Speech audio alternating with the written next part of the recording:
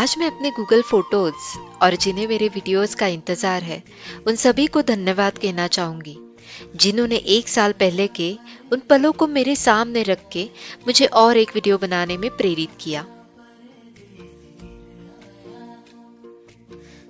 जब मैं इस यात्रा पे निकली तो बस एक ख्याल मन में था कि वहां जो कुछ भी मैं देखूंगी, उन यादों की छवियों को अपने माँ बाबा और मेरे सभी उन अपनों के लिए साथ लेकर आऊंगी। भले ही कोई अच्छा कैमरा या बाकी उपकरण ना हो, अपने मोबाइल कैमरे के भरोसे उन यादों को साथ लाने की कोशिश थी। पर इस बात से बेखबर में मुझे पता ही नहीं था, कोई भी मोबाइल की मेमोरी या मेमोरी कार्ड उत्तराखंड की खूबसूरती को कैद करने में कम ही पड़ जाएगा, क्योंकि वहां के कुछ कुछ जगहों पे वाईफाई या मोबाइल इंटरनेट की सुविधा इनको गूगल पे अपलोड करने में अक्षम होंगी।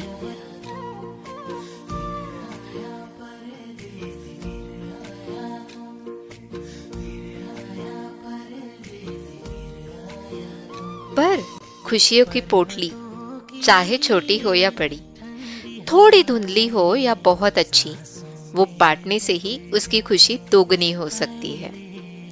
और इन वीडियोस के जरिए कोई वहां की सैर यही से कर लेंगे और किसी को अपनी योजना बनाने में ये काम आएंगी। तो चलिए आज की इस खुशी की पोटली को खोल के देख ही लेते हैं।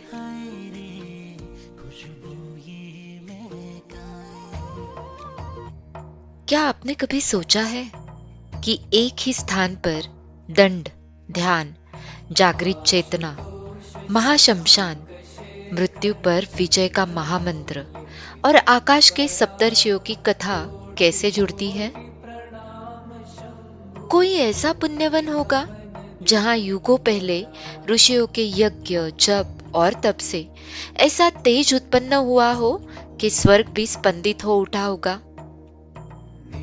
कोई ऐसी सम्मोहनीय शक्ति से कृत्य कृत्य जगह जहां शिवजी सिर्फ अलौकिक ऐसे बाल रूप में हंसते, खुशी से सम्मोहित होकर नाचते और वन विहार करते ही नहीं, तो जहां वह अनंत काल से अपना ध्यान लगाए बैठे हो, जहां परमात्मा की परम चेतना को आज भी महसूस किया जाता हो। हमारे आज के इस वीडियो में हम चलते हैं उत्तराखंड के अल्मोड़ा जिले से 35 किलोमीटर स्थित ऊंची पहाड़ियों से और देवदार के घने वृक्षों से घिरे महादेव जी के ऐसे धाम के दर्शनों के लिए, जिसे भगवान महादेव के 12 ज्योतिर्लिंगों में से 8वें ज्योतिर्लिंग स्वरूप में पूजा जाता है और जिन्हें 12 ज्योतिर्लिंग का उद्गम स्थान माना जाता है। और यही से शिवलिंग स्वरूप में शिव पूजन की परंपरा शुरू हुई है, जिस मंदिर की बनावट बिल्कुल केदारनाथ मंदिर के जैसी है। इस मंदिर में शंकर भगवान की नागेश स्वरूप में पूजा की जाती है और जो अष्टम ज्योतिर्लिंग नागेश दारुकावने के नाम से जाने जाते हैं। और यहाँ महामृत्युंजय मंदिर के साथ साथ कुल 124 छोटे बड़े मंदिरों का समूह भी है। जिस मंदिर का इतिहास 2500 साल से भी पुराना है, 6136 फीट की ऊंचाई पे हिमालय की गूंजती वादियों में, जहां हवा में भी ओम की ध्वनि घुली है, जहां हर पत्थर शिवमय है और हर श्वास मंत्रमय है। जी हाँ, यह सिर्फ एक तीर्थ नहीं बल्कि चेतना की यात्रा है। तो चलिए हमारे कुमाऊं की इस यात्रा में आगे बढ़ते हैं और अनुपम सुंदर ऐसे शिवलिंग और 124 मंदिर समूहों का दर्शन करते हैं। उत्तराखंड की यात्रा मतलब जीवन का एक अविस्मरणीय, अद्वितीय ऐसा अनुभव।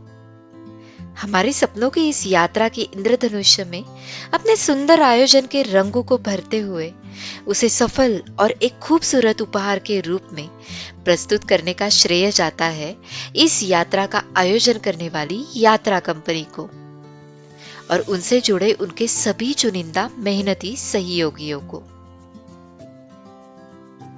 इस यात्रा कंपनी के रोज के होटल्स और होमस्टेज सुंदर सृष्टि के बीच में स्थित थे।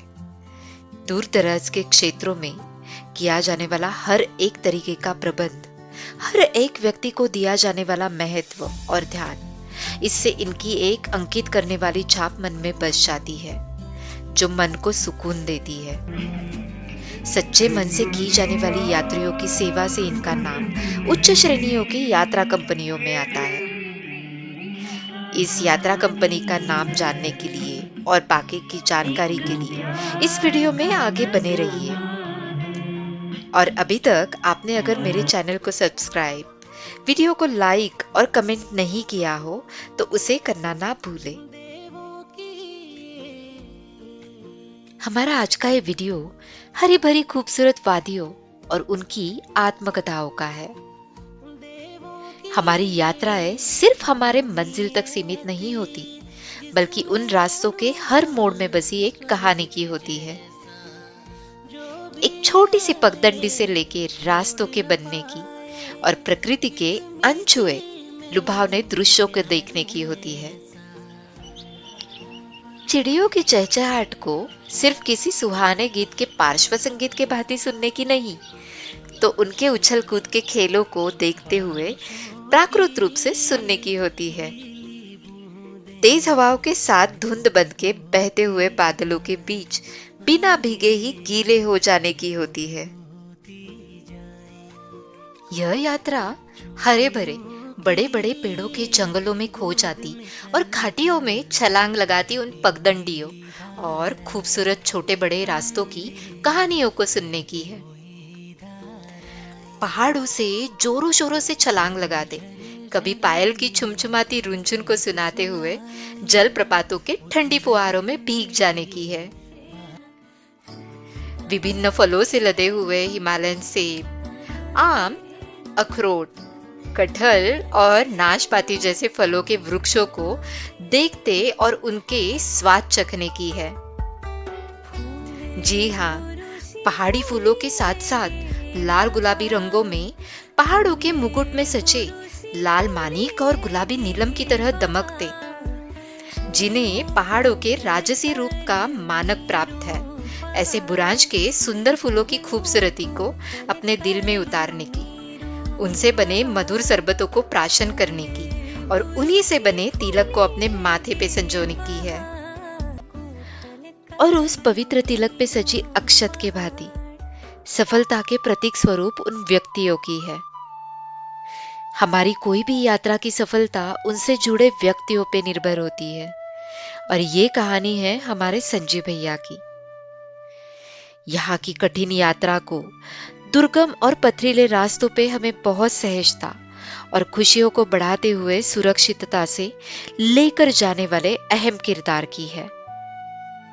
हमारी यात्रा की शुरुआत ही भैया के हंसमुख स्वागत से हुई। स्टेशन पे चाय पानी की व्यवस्था पे ध्यान देते हुए और अपने घर में आए मेहमानों का स्वागत करने की तरह ही हुई। हमारे भोले बाबा के दर्शनों की आस की सफर को अपनी जिम्मेदारी समझने वाले भैया के साथ हुई। हमारे लिए पूरी तरह से अनजान रास्तों पे कौन सा मोड़ कहां पे ले जाने वाला है, इस बात से बेखबर रास्तों पे चलते वक्त भाई का नामो निशान एकदम से छूमंतर हो गया था। जब रास्ते के हर मोड़ पे अपना ध्यान केंद्रित रखते हुए आजू बाजू की पहाड़ियों में कोई खतरा तो नहीं, इस बात से चौकन्ने भैया को गाड़ी चलाते हुए देखा। भीड़ भाड़ भरे छोटे रास्तों पे होने वाली देरी को देर शाम और रात के समय में भी अपने आंखों में तेल डाले उन घुमावदार रास्तों को तय करते हुए हमें सुरक्षित स्थानों पे पहुंचाने का पूरा श्रेय भैया को जाता है, और उसके लिए उनका जितना भी धन्यवाद करे वो कम ही होगा। और इतने सारी जिम्मेदारियों के बीच पहाड़ी रास्तों की शिकन भरी थकान में भी भैया ने हमें बहुत सारी और महत्वपूर्ण बातों की जानकारी देने में कोई कसर नहीं छोड़ी। रात में थके हुए भैया सुबह सुबह सबसे पहले तैयार होके हमारे स्वागत के लिए मुस्कुराते खड़े मिलते, तो लगता ये सारी ऊर्जा कहाँ से आती होगी इनमें। वहां के किस्से सुनाते वक्त भैया बता रहे थे कि मैडम जी, काठ गोदाम से धारचूला की इस ऊंचाई को तय करने के लिए अब तक हमने 70 से 80 पहाड़ों को तय किया है।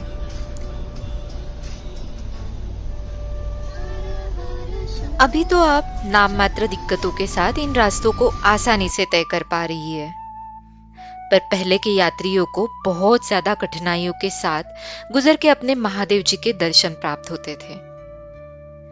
पहले के मुकाबले यहाँ ज्यादा से ज्यादा रास्ते बनते गए हैं और इन सड़कों के संपर्क सुविधाएं यात्राओं को बहुत सफल बना रही है।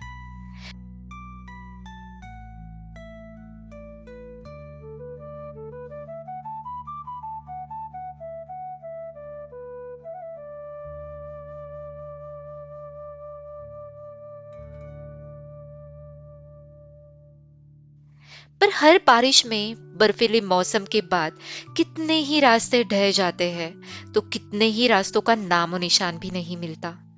और फिर गर्मी के 4 महीनों में यहाँ रास्तों के काम किए जाते हैं। यहाँ की सुंदरता आपको जितनी सुंदर दिखती है, वह सुंदरता के साथ यहाँ का जीवन कठिनाइयों से भी भरा है और साहस की कहानियों से भरा हुआ है।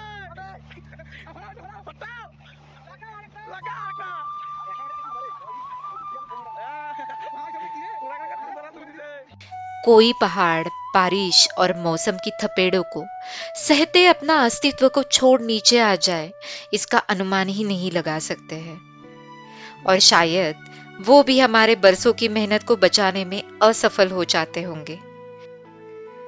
वह टूटते बिखरते हमें ये बता जाते हैं कि मैं भले ही आज वरुण राज के जलप्रपात से धाराशायी होके टूटकर नीचे आया हूं, पर मैंने भी हजारों साल अपने अस्तित्व को संभाले रखा ही था।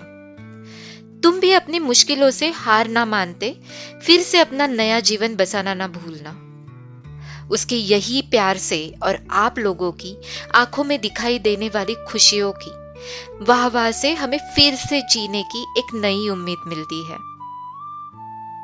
सच कहा जाए तो इस बात पे हम थोड़ा सा इतराते भी हैं, क्योंकि पहाड़ों की सुंदरता वह अपनापन ही है कि जिसे पाने के लिए हमारे देवी देवता भी अपने आप को रोक नहीं पाए थे और इस देवभूमि में वास करने चले आए थे। यहाँ आपको हर कोने में शिव जी के शिवत्व का एहसास और ऊर्जा मिलेगी। यहाँ देवताओं की आस्था और प्रेम है। उसे पूरे मन से ग्रहण करेंगे तो जिंदगी की हर स्थिति में खुद को शांत पाएंगे। भैया की यह बातें मन को छू गई और गहराई से उनके अपने इस धरोहर को संभालने में लगने वाली पराकाष्ठा का एहसास हुआ और उनके प्रति सम्मान और बढ़ गया। पहाड़ों की और यहाँ के लोगों के प्रति अपनी जिम्मेदारियों का मतलब के साफ सफाई को रखने का एहसास और गहरा हुआ।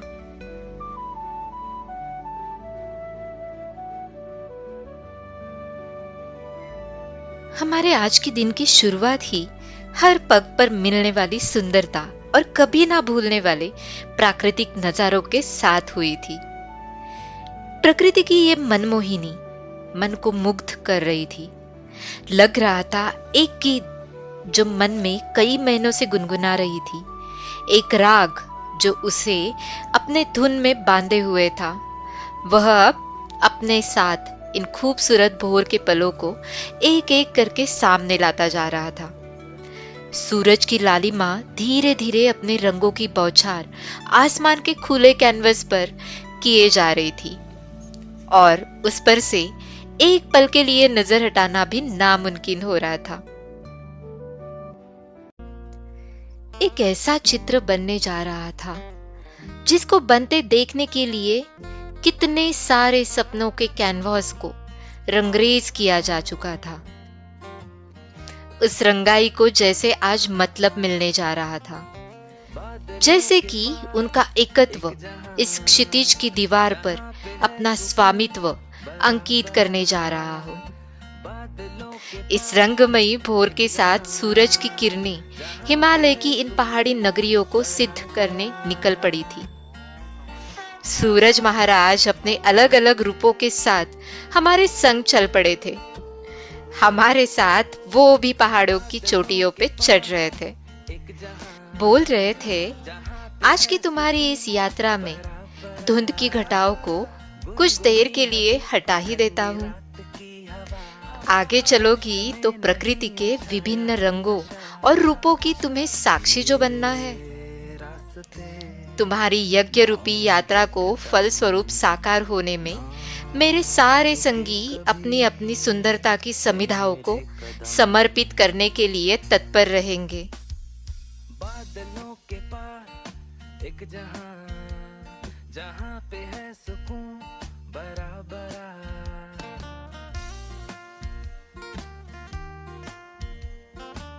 और जैसे जैसे इस यात्रा में मैं आगे बढ़ रही थी, प्रकृति के एक एक चित्र जीवित होके सामने आते जा रहे थे और बता रहे थे, यहाँ की जादुई सुंदरता तुम्हारे मन को मोह लेगी। यहाँ के कोई भी क्षेत्र में जाओ, वो अपनी अलग सुंदरता को लिए खड़े मिलेंगे, मानो के एक दुनिया से दूसरी दुनिया में प्रवेश कर रहे हैं। अब तक प्रकृति ने बड़ी लगन से तराशे हुए बड़े बड़े रंग बिरंगी पत्थरों, मट्टी, गोल मटोल गोटों से बने पहाड़ अपनी अलग अलग सुंदरता को लिए मिलके लुभा चुके थे और कह रहे थे, हमारे नवीनतम रूप को आप निहारी चुके हो। अब आगे बढ़ोगे तो हमसे भी सुंदर और विभिन्नता को लिए खड़े हमारे दोस्तों से भी मिल लो। उनके अस्तित्व की कहानी और अधिक सुंदर होगी। वह प्रकृति की हरी भरी दुशाला को ओढ़े खुशियों से झूमते हुए नजर आएंगे। अपने ऊपर आसमान को छूते ऊंचे ऊंचे हरे भरे पेड़ों की पंक्तियों की रंगोलियों को सजाए हुए दिखेंगे। पर हाँ, उनसे मिलने से पहले यहाँ की पंचक्की का दौरा जरूर कराना। पंचक्की, इसे हम घराट बोलते हैं। यहाँ दूर दराज के गांवों में हर चीज नीचे शहरों में जाके लानी पड़ती है। उसमें आटा भी शामिल होता है। 2015 16 साल की बात है। उत्तराखंड सरकार की अनेक योजनाओं में से जैव विविधता संरक्षण एवं ग्रामीण आजीविका सुधार परियोजना के तहत यहाँ के स्थानीय लोगों के लिए इस घराट का निर्माण हुआ था। यह पंचक्किया सदियों से उत्तराखंड के पर्वतीय समाज का एक अटूट हिस्सा रही है। जब यह पर्वतीय समाज गर्मी और बारिश के मौसम में यहाँ के गांवों के अपने अपने घरों में रहने आते हैं, तो यही चक्की उनकी गांव की निर्भरता को और सक्षम बनाती है। सभी तरह के अनाजों को पीसकर अपने उपजीविका के एक महत्वपूर्ण काम की जिम्मेदारी यह घराट से पूरी होती है। जैसे कि ये पंचक्की कह रही हो, आओ यही तुम्हारी सहूलियत के हिसाब से तुम्हारा थोड़ा वक्त और मेहनत को कम कर दूं और इन खतरनाक रास्तों पे आटों की बोरियों का बोझ ढोने का काम भी कम हो जाएगा। और वैसे भी मेरे होने से हमारी इस प्रकृति और जलधाराओं को भी कोई क्षति नहीं पहुंचती। ना ही कोई बिजली चलाती हूँ और ना ही कोई जीवाश्म ईंधन की मुझे जरूरत पड़ती है। मैं तो वस्तु विनिमय प्रथा से ही चलती हूँ। मेरे मालिक जो मेरा रख रखाव करते हैं, उनको पीसे हुए आटे का थोड़ा हिस्सा, मतलब अपने मन से भगवाड़ भी दे दो तो मेरे मालिक भी खुशी से मेरी देखभाल कर देते हैं। मुझे चलाने में बस एक पहाड़ी शैली वाला छोटा कमरा, पत्थर से बनी छत, मुख्य नदी जल स्रोत से बनी एक नहर, एक पनियाल, लकड़ी से बनी टरबाइन, लकड़ी की पंखड़ी, पिसाई के 2 पाट, अनाज का शंकुनिमा डिब्बा, अनाज निकासी के साथ साथ मेरे छोटे कमरे के नीचे बनी टरबाइन की एक धुरी और मुझे नियंत्रित स्वरूप में चलाने के लिए नियंत्रक के थोड़े कष्ट चाहिए होते हैं। पंचक्की की ये रोचक कहानी को सुन के हमारे परंपरागत तकनीकों पे हमें गर्व महसूस होता है। और इन सारे पलों को मोबाइल की थोड़ी बची जगह में कैद करके आगे हमारे सफर पे चल पड़ते हैं, एक सुंदर दुनिया से दूसरी अति सुंदर दुनिया में प्रवेश करने के लिए।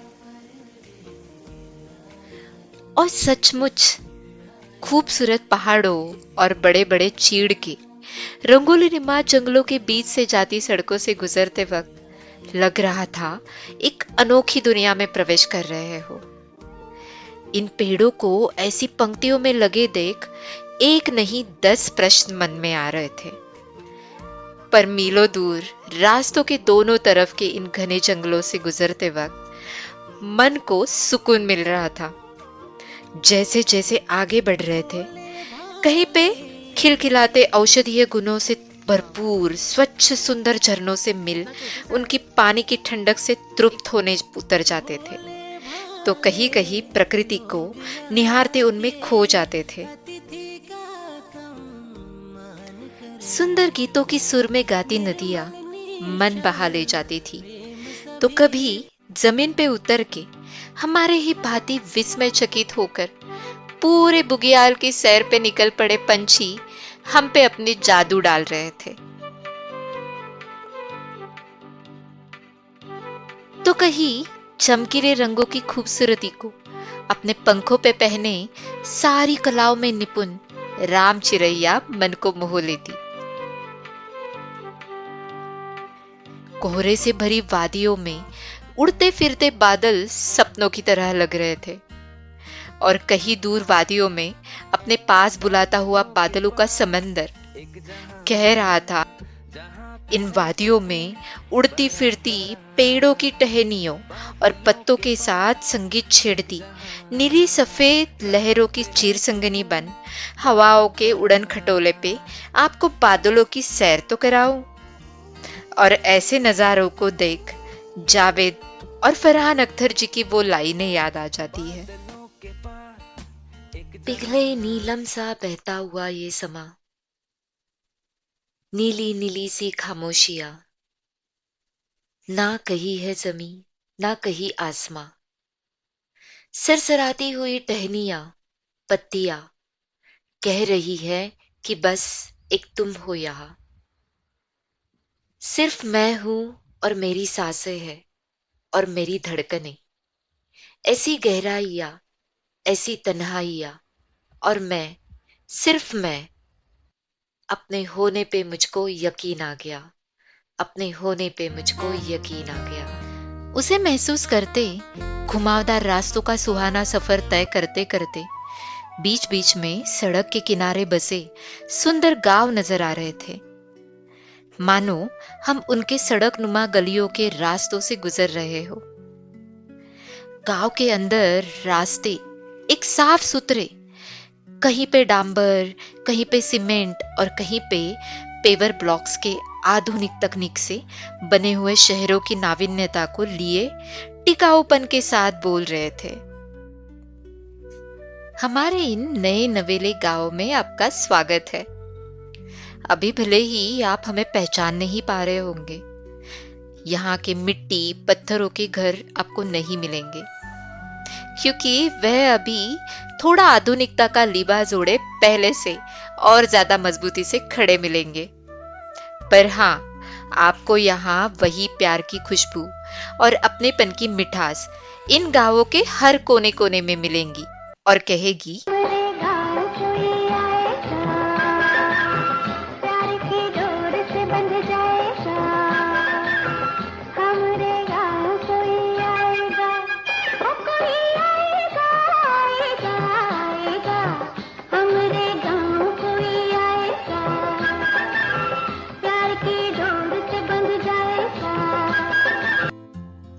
और सचमुच आपको यहाँ पे वही उमंग, वही मन की सुंदरता को लिए और प्यार से खिलाने वाले मिल जाएंगे, जो आपको अपने से ही लगेंगे और आपके मनों को अपने प्यार की रेशमी डोरी से बांधे रखेंगे।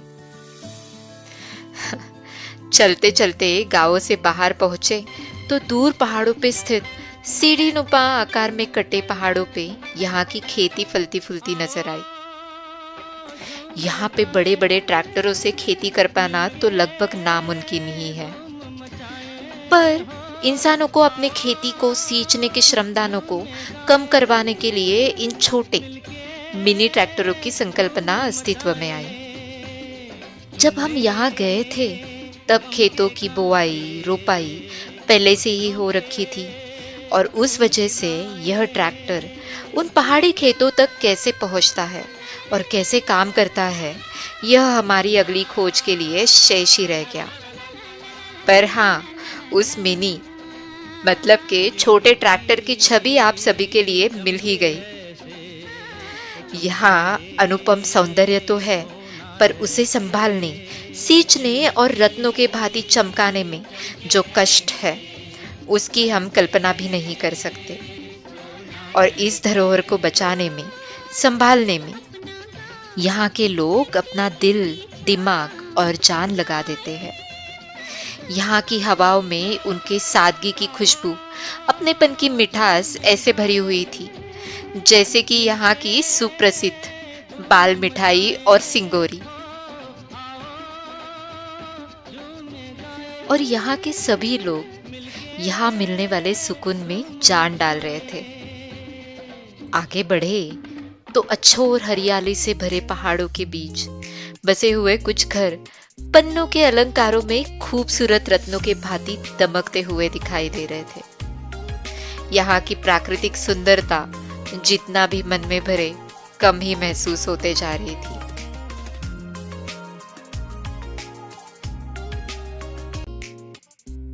मेरे लिए यहाँ के सारे क्षण किसी अनमोल रत्न के समान थे। मेरी आदि कैलाश की मुख्य यात्रा के बाद में जब मैं यहाँ के कुछ और खूबसूरत जगहों पर गई तो यहाँ की पौनाहियत के अद्वितीय पहलुओं को और खूबसूरती से अनुभव किया। यहाँ पे हर कोई अपना दुलार, दीदी भैया भाभी तो कभी चाचा चाची के रूप में बरसा रहा था। वो इस कदर विशेषता से पूर्ण था मानो जैसे कि मैं कोई अतिथि नहीं बल्कि देवभूमि की वो बेटी हूँ जो बड़े दिनों बाद अपने घर आई हो। उनकी मुस्कानें, उनकी सादगी और उनके सेवा भाव ने मेरे हर पल को विशेष बना दिया। चाहे वह यहाँ के विशिष्ट व्यंजन हो जिनका स्वाद आज भी स्मृतियों में ताजा है, या फिर मेरी आवश्यकताओं की कोई वस्तुएं जो बिना कुछ कहे मेरे सम्मुख उपस्थित हो जाती थी, मानो वह सभी बिना कुछ कहे मेरी अभिलाषाओं को सुन लेते थे।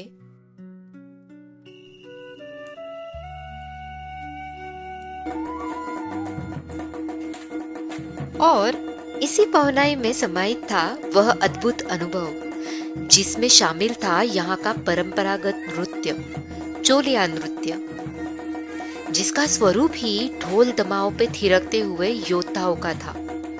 उनका संगठित नृत्य शौर्य का एक स्तुति गान था।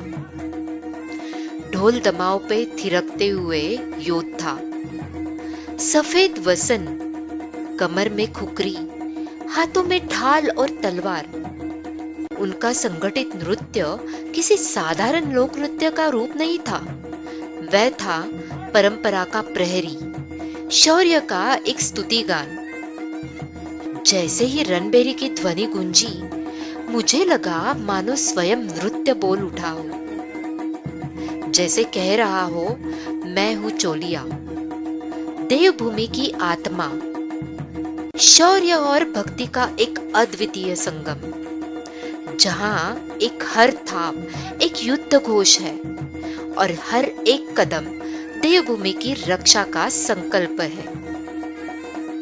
उस पल मैंने अनुभव किया, यह चोलिया नृत्य केवल एक नृत्य नहीं बल्कि हिमालय की चोटियों पर अंकित एक अमर आत्मकथा है। जैसे यहाँ के लोग आतिथ्य से मन जीतते हैं, वैसे ही चोलिया नृत्य भी वीरता और संस्कृति की प्रतिभा से आत्मा को छू जाता है।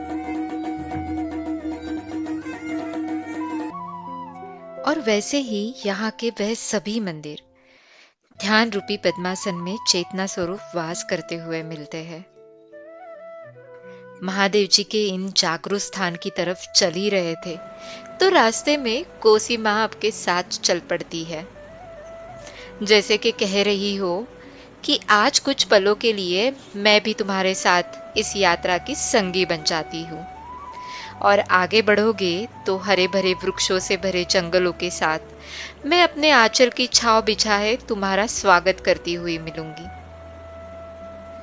कोसी माँ का कलकल बहता पानी जहां किनारे से लग के बह रहा था, वहां अपनी स्वच्छ सुंदर सौंदर्य को लेके निर्मलता की निलाई और अपने तले बैसे हुए शैवाल के साम्राज्य को दर्शा रहा था। आगे नदी में बहता हुआ पानी चांदी सा चमकता हुआ दिखाई दे रहा था और कह रहा था, सूरज की किरणों को मेरे साथ लुका छुपी खेलने में बड़ा मजा आता है। वह अपने रूप की झलकी मुझ में देख के इतराता है, तो मैं भी उसकी किरणों से अपना रूप कभी चांदी सा तो कभी सोने सा सुहाना चमका ही लेती हूँ।